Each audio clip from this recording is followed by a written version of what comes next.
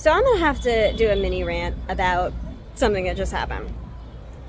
So the Central Park Conservancy and the Department of Transportation had a bicyclist enthusiast, anti-car lobbyist group recently do a study on the park drives now that cars are closed from coming through the park since 2018.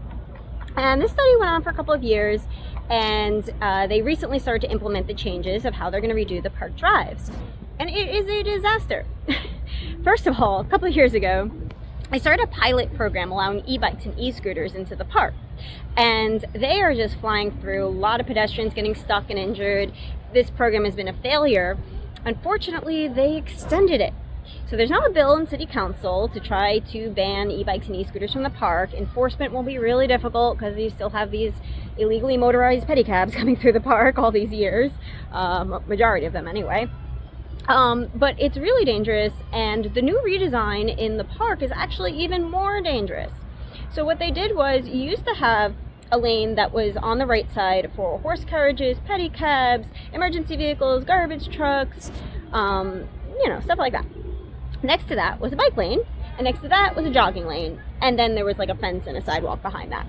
So now what they did was, that jogging lane is still there, but instead the bike lane and horse lane and everything else lane on the carriage drives are just all bike lanes. They just painted a bicycle symbol everywhere, no other symbols.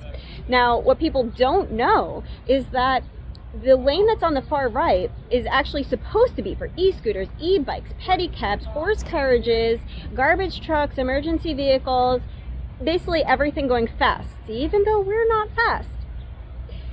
And next to us on the left is supposed to be slow bikes, regular bikes. Nobody knows this, it's not well marked, people are all over the place, people are stopping constantly on the right, because normally you pull over on the right here, and that's where the slow things go.